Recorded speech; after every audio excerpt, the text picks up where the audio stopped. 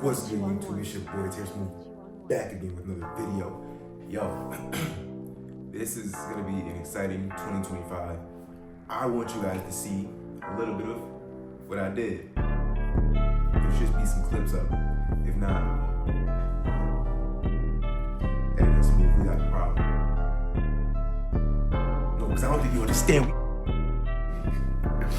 But nah, I just was on a little vacay and kind of wanted to show you guys that. But this is Wrestle with Andy pushes fans loved wrestling's greatest shoves. This looks like it's going to be great. I'm thinking it's referring to, you know, pushes that like we wanted, that Vince actually made a thing. And pushes fans loved. It's looking like it's gonna be a great one, a good one. I didn't even realize hoodie was inside the sweater, bro. Listen, I'm sorry. Hopefully I got y'all water and y'all good. Before we dive in, make sure to leave a like, subscribe if you're not already, or if you're new to my content. Ain't gonna waste some more time. We about to hop into this one. Yo, let's get it. There we go. At certain points in history, WWE's booking team have failed to give fans what they wanted. But this has not always been the case. No, far from it. In fact, there have been plenty of times where the WWE has listened to its fans and given them exactly what they were looking for. But just what are the biggest examples of this? Well, that's exactly what we're going to be looking at right now, starting with the man of the hour, Cody Rhodes. Yes, after leaving WWE behind in 2016, it seemed unlikely we'd ever see Cody Rhodes inside of a Vince McMahon-owned ring ever again. And this became especially true when, in 2019, he helped to form All Elite Wrestling. But proving the adage that you can never say never in wrestling, it was in 2022 that Cody decided to leave AEW behind and instead return to the place he had once called home again. How would he be received by fans? Very well. After all, by this point, everyone knew how good the American Nightmare could be. And it appeared Vince McMahon realized this too, as in what will probably rank as the last good thing he ever did for the company, he pushed Cody hard following his re-debut at WrestleMania 38. Sure, injury would stall the grandson of a plumber for a while, and then there was the fact that once he returned from that injury, the corporate landscape of WWE had changed dramatically. But in the end, none of this would slow down the rise of Rhodes for too long. No, he'd still go into the main event of WrestleMania 39 as the challenger for Roman Reigns' undisputed WWE Universal title. And then he lost. Yes, it was a move most fans disliked at the time. Hell, this became especially worrying when, after winning the 2024 Royal Rumble, Cody came out to the ring on an episode of SmackDown and gave away his WrestleMania rematch. So stupid. I'm glad they listened to the fans and let Cody get it and kind of implemented the storyline of, man, Cody was what WWE needed at the time. He's starting to get the John Cena treatment a little bit, but, you know, in the eyes of the fans, some fans, he was what WWE needed at that moment. That was a big shift in a lot of things coming forth. What we have now, like it changed a lot.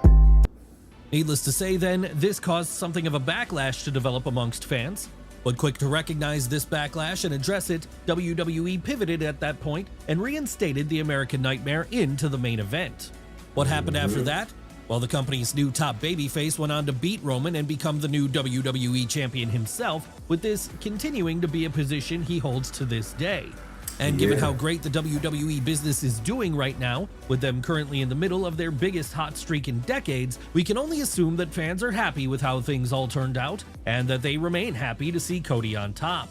But this wasn't the first time a fan backlash led to WWE having to change their WrestleMania plans at the last minute. No, exactly 10 years earlier, the exact same thing had happened when Daniel Bryan and the Yes Movement came along. Yes. So, with Cody Bryan,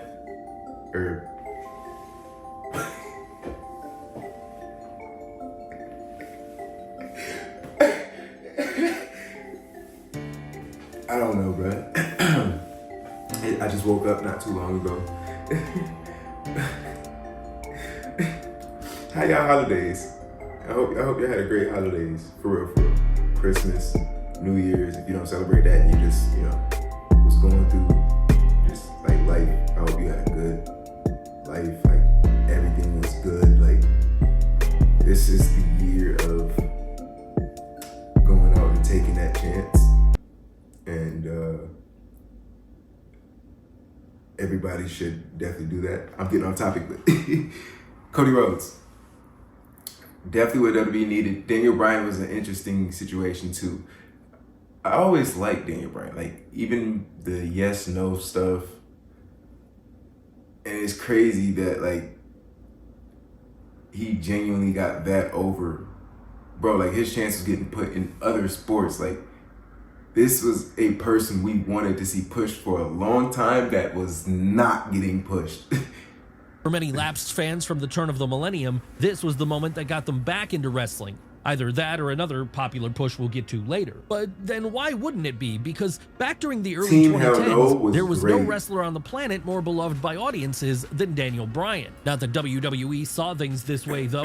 No, considering the American Dragon was under 6 feet in height and didn't have that bodybuilder physique, the company saw a very definitive ceiling on what he'd be able to achieve, with this ceiling being the mid-card. And that would all result in a war breaking out between Vince McMahon and his own fan base as crowds began hijacking shows all throughout 2013 and the early part of 2014, drowning out everything else with a sea of yes chants. Of course, many fans thought WWE were going to respond to this by simply pushing Daniel Bryan to the moon right away, but this wasn't the way things went. And that only led to the backlash getting bigger and bigger as each week passed. Hell, the whole thing would reach something of a climax at the 2014 Royal Rumble, as that was when, after the Washington native wasn't even included in the titular bout, a situation would develop, with this causing the company to start looking inward and reassess things. And so it was that as WrestleMania 30 neared closer, the boss realized there was simply no way he could go with his planned main event of Randy Orton versus Dave Bautista. Now, if he tried that, it was only going to lead to a disaster. So instead, he decided to pull the trigger and add Daniel Bryan to the match at the last second. And not just that, he'd actually have the American Dragon win the whole thing and walk out of the night World Heavyweight Champion.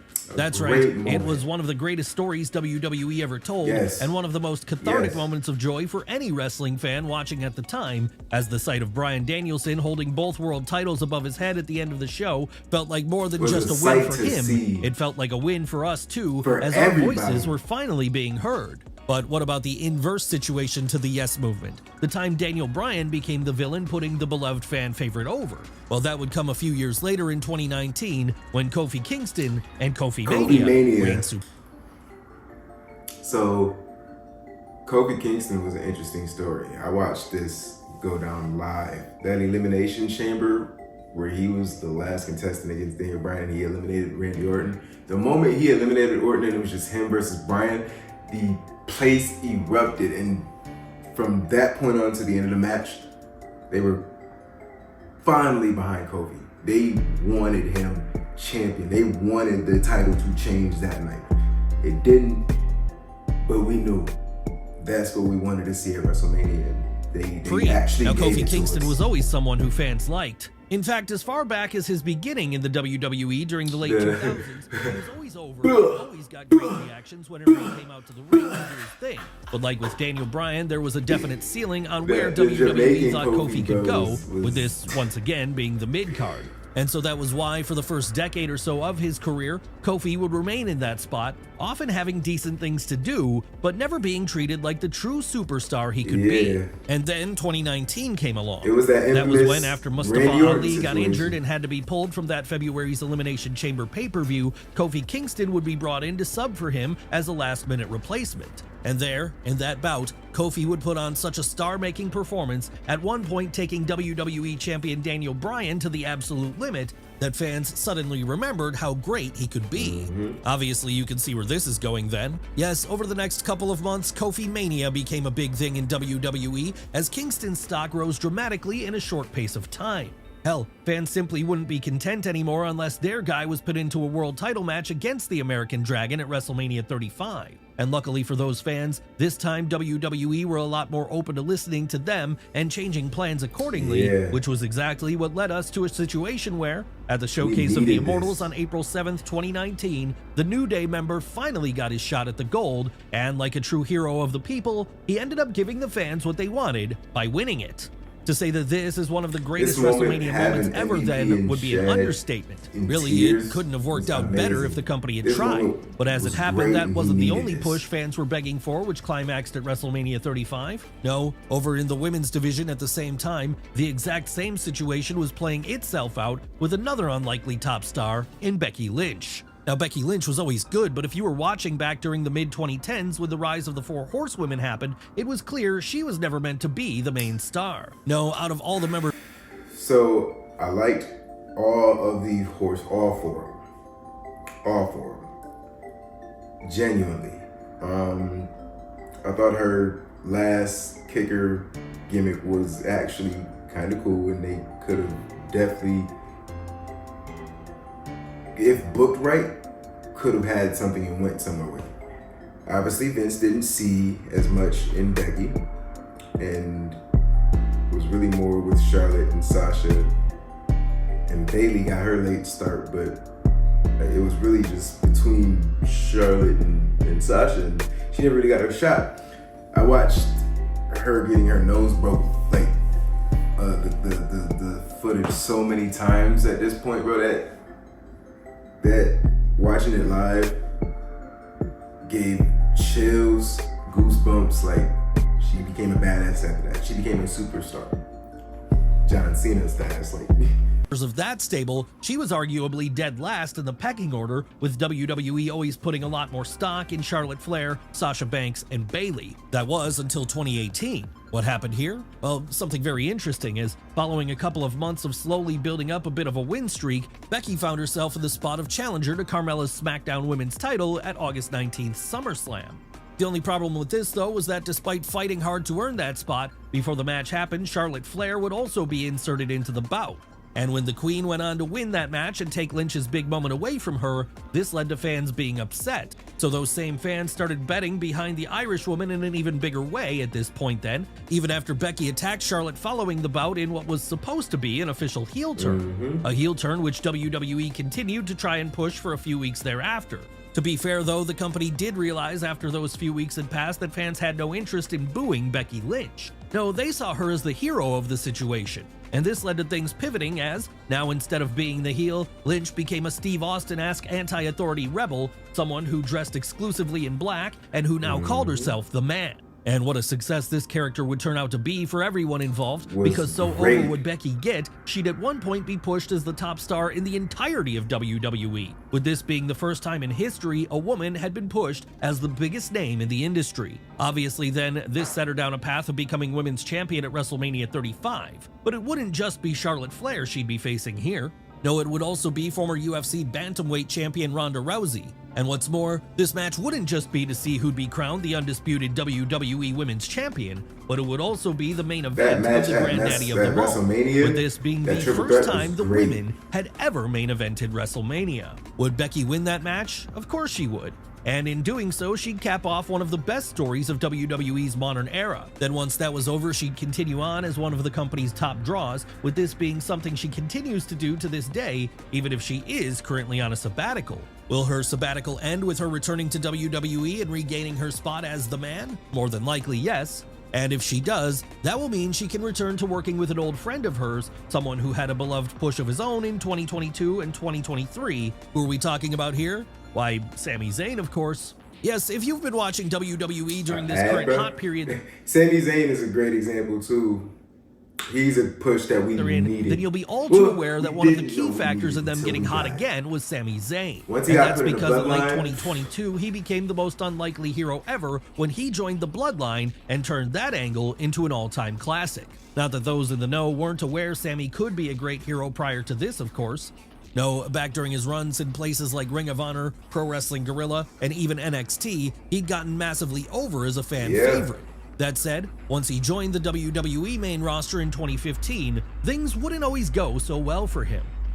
Why was this? Well, Vince McMahon just never saw the Quebec native as being a top guy, with this being exactly why, during his early interactions with the Bloodline in 2022, he was never even seen on screen with Roman Reigns. But that would all change when Vince was ousted for the first time that summer, with this leading to Triple H being put in charge of creative, someone who was a lot more open to pushing Zayn. So it was that we got some true magic when, after becoming something of an annoyance to the tribal chief for a while, Sami eventually worked his way into the Bloodline's heart and became their honorary Uce. And this led to fans falling in love with him more than they ever had before, as his goofy puppy dog charms became too much to ignore. Yes, we all knew his time in the heel group was going to come to an end eventually, likely with him being a victim of a beatdown from Roman and company. But after a while, many fans began to hope that when this did finally happen, it would be Zayn who would be the one to take the belt off of the head of the table.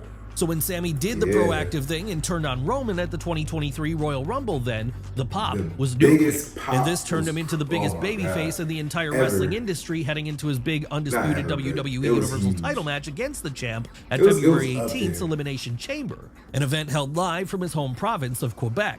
Would Sami win this one? Unfortunately for him, no. But at least he would remain over enough after the fact. And because he remained so over, he'd be given the consolation prize of teaming up with his best friend Kevin Owens at WrestleMania 39 to beat the Usos for the undisputed WWE Tag Team titles. That's right, even if it wasn't by winning the world title, Zayn still got to play his part in helping to bring the Bloodline down on the grandest stage of them all. But one of the men he beat that night wouldn't always be on the heel side of the spectrum. No, less than a year later, he'd find himself being the babyface fans desperately wanted to see get pushed. That's right, it's time for us to talk about the meteoric rise of Jey Uso. Few fans saw this one coming. After all, for the first decade plus of his career, Jey Uso was someone who was considered a lifetime tag team act alongside his brother Jimmy. And while they were both over, the fact that WWE always put a ceiling on tag team wrestling meant there was only so high the pair were going to go. But then the Bloodline angle happened, with this all pretty much starting with Jey Uso taking up a singles role for the first time by stepping up to his tribal chief, Roman Reigns. And while he wouldn't defeat Roman here and would end up bending the knee to him, come 2023, those old frustrations with his spot would have risen again, with this leading to Jey Uso breaking away on his own once more.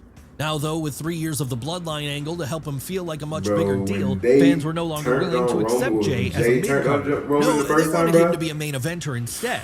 So it was that after being shipped over to Raw during the 2023 draft and separated from the rest of his family in the process, the youngest Uso was finally allowed to thrive in such a spot. Sure, he wouldn't be winning world titles or anything like that, but main event Jey Uso was always in a prominent spot on the card, whether that be by partnering up with Cody Rhodes or even by getting involved in that year's War Games match as a babyface. Still, for as much success as he was having now, one thing which still eluded Jey was some singles gold.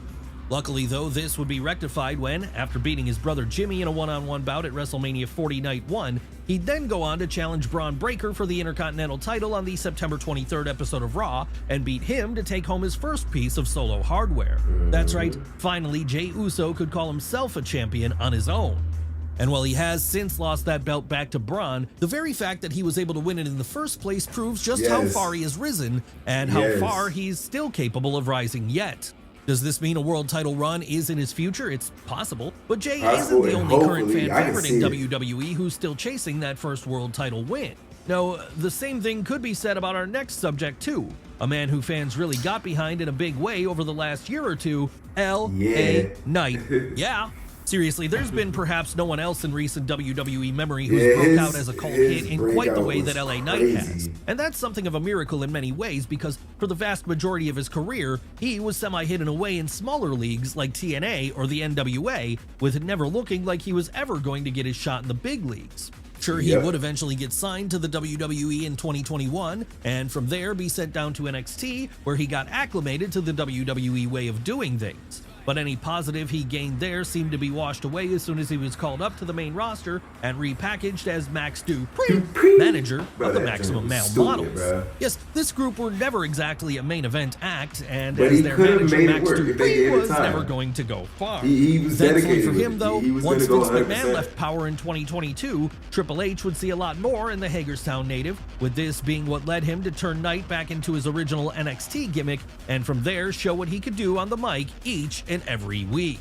And so good would LA Knight be on the mic, with him basically coming across like a throwback cross between The Rock and Stone Cold Steve Austin, it wouldn't take long for main roster audiences to start getting behind him en masse. In fact, by the time the summer of 2023 came around, you could have made the solid argument that he was amongst the most over people on the entire roster. And when we were talking about a roster which included the likes of Roman Reigns, Cody Rhodes, Sami Zayn, and more here, that's quite an achievement. Would this all lead to world title success for the boy from Maryland? Not quite, though he would get his chance to challenge the Tribal Chief for the Big Boy belt at November 4th, 2023's Crown Jewel. That said, his push would remain strong anyway, with him remaining in the upper mid-card, lower main event spot, something which fans were very happy with, as he'd, by this point, become a true superstar in their eyes. And by the time SummerSlam came around in August of 2024, he'd be fully rewarded for all his hard work by being booked to beat Logan Paul for the United States title, with this being his first main roster title win. Where will LA Knight go from here? Well, considering he's recently lost his United States title, we'd love to see him challenging for the world title again at some point. And if he ever does win that world title, it'll put him in the same category as a hero of his, someone who also had a meteoric rise based on fan response alone back during the mid to late 90s. Who are we talking about this time? Who else but Stone Cold Steve Austin? After all, he was in many ways the original example of fan demand causing plans to change in WWF. And that's because in 1996, while the company was still very much in the mindset that good guys had to be noble warriors and bad guys had to be evil cheaters, audiences were beginning to appreciate the shades of gray more and more. So when Austin came along as a trash-talking, ass-kicking Texan who won his matches by any means necessary, even if those means involved being a villain, fans quickly fell in love with him. But then why wouldn't they? Because back in 1996, Steve Austin was just about the coolest guy on planet Earth, and the rebel spirit that he had didn't get any dimmer as 1997 came around. So realizing they were fighting the current by trying to keep him as the dastardly heel, WWF decided to go with a whole new paradigm and embrace the era of the anti-hero. When at WrestleMania 13, in the greatest double turn ever and one of the greatest wrestling matches ever put on, Austin and his chief rival Bret Hart switched places, with Austin becoming the babyface and the Hitman becoming the heel. Not that this would suddenly mean the Rattlesnake was shaking hands or kissing babies now or anything. No, he'd keep those heelish aspects to himself that had first gotten him over. It's just that now they would be treated less like the actions of a villain and more like the actions of a hero who did exactly what he wanted when he wanted. His boss's wishes be damned. And that made him the biggest star the wrestling industry had ever seen, that as turn of the millennium audiences couldn't get enough of seeing him beat up Vince McMahon on a weekly basis. Really, you could argue this is the prime example of WWE going with a push that fans were demanding, and it worked out great for them, as were it not for Austin's rise, the company might not even be here today. And if WWE goes out of business in 1997 and WCW imploded a few years later, where does that leave the wrestling industry today? Hell, there's every likelihood we never would have gotten our next subject entering the industry, someone who was a massive fan of Stone Cold back in the day. And as it happens, in 2011, this person would also get their own anti-hero rise to the top, one which was fueled by fan demand. Yes, we're talking about CM Punk. Yes, back in the late 2000s, CM Punk was one of the most beloved performers out there, an indie darling, if you will, and this led to many WWE fans who were growing more and more frustrated with the on-screen product by the week to see in him a hope for a better future. Of course, at the time, it seemed there was little chance that this was going to lead to a major push for Phil Brooks. That was until he came out to the ring on the June 27th, 2011 episode of Raw, screwed John Cena out of a victory, then walked up to the top of the ramp, sat down cross-legged, and proceeded to cut the promo of a lifetime. Yes, this was the famous pipe bomb, a scorched earth mic segment where Punk would shatter the fourth wall by trashing everyone and everything behind the scenes. And in doing this, he instantly became the voice of the voiceless, a hero to a whole generation of fans who were thinking the same thing as him. Yes, it's true that the pipe bomb was supposed to be a heel promo on Punk's part, but no one was going to boo him after that. And so it was that when he walked into Money in the Bank a few weeks later to challenge John Cena for the WWF title in his home city of Chicago, he was treated like a returning hero, someone who was going to save the industry and lead it into a glorious third boom period. Did this end up happening? Not exactly, and the botching of the second summer of Punk would end up being one of the reasons the Second City Saint quit WWE a few years later in a wave of ill feeling. But even if he never became the megastar he could have been back then, Punk still got massively over, as before he left, he'd hold on to the WWE title for a full 434 days, a modern record at the time. And all the while he was doing this, fans were behind him every step of the way, loving the fact that their guy was getting a push to the top of the card. Hell, even today, CM Punk is able to remain over as a hero to many fans, largely on account of how hot he was back in 2011. But what about a former rival of his? Didn't he get a surprise? So, CM Punk is a interesting one because I did hate him in his start. I appreciate him now, and going back and looking at all the stuff and watching it, he was a great talent, heel or face, and I loved every part of CM Punk now. But that summer of Punk Money in the Bank is what, that sliver of hope of wrestling. Like, I wasn't never gonna stop being a wrestling fan, but I could have if they ever stopped, doing some bullshit. There were some times where it was this close, but CM Punk saved me leaving wrestling, and I think it's the reason why I still am in it today, genuinely. So, like, at least part of it. So he's been big, and that push, well deserved and well loved. But fan approved push all the way to the top at 1.2 back in 2008? Yeah. Why, yes, he did.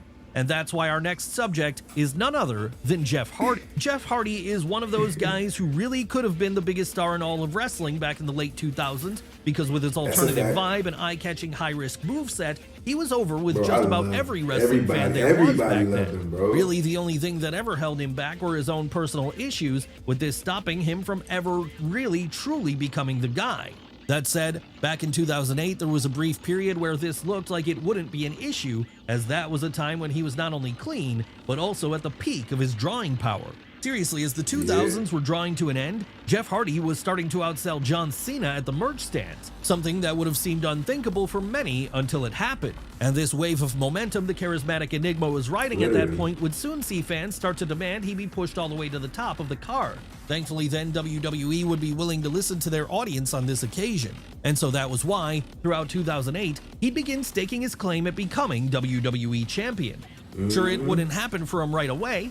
No, before he reached the mountaintop, Jeff would have to fail a couple of times, but by the time Armageddon came around on December 14th of that year, he'd finally be able to send the crowd home happy when he beat Edge and Triple H in a triple threat match to win the big one. And when we say fans were sent home happy here, we mean it, because this represented one of the great feel-good WWE title wins of all time from a guy who many thought would never make it to that spot at all. So now that he was the champion, would Jeff Hardy usurp John Cena as the face of the company and go on his own decade-long run on top? No, unfortunately, because pretty soon after he won the gold, his personal issues would start to resurface, contributing towards him leaving the WWE altogether in the summer of 2009. But while that was disappointing, none of it changed the fact that for a brief moment there, fans felt like they'd be able to play a part in pushing the youngest Hardy brother all the way to the top of the card, where he deserved to be.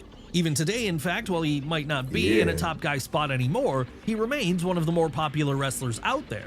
And that's true no matter where he's plied his craft over the last few years, whether that be WWE, AEW, or TNA. But then we guess that just goes to show what pushing someone with the fans are demanding it can do for a person's career, and how much it can keep those fans coming back for more in the decades which follow. For sure, great video. Wrestle with Andy. You displayed every character that, not every, because there's a lot of them, but like every single one here was one that fans just pulled to. They knew these people either dedicated their promo, their bodies, went all in on their gimmick size character. Fell in love with it, and a lot of them. That's the moments that we loved and looked forward to. There was like some gems. If you guys watch Hitting It with Ross, he says some gems in the sea of bullshit, but it's true. This was definitely enjoyable. This was fun. Thank y'all so much. Cheers, Smooth.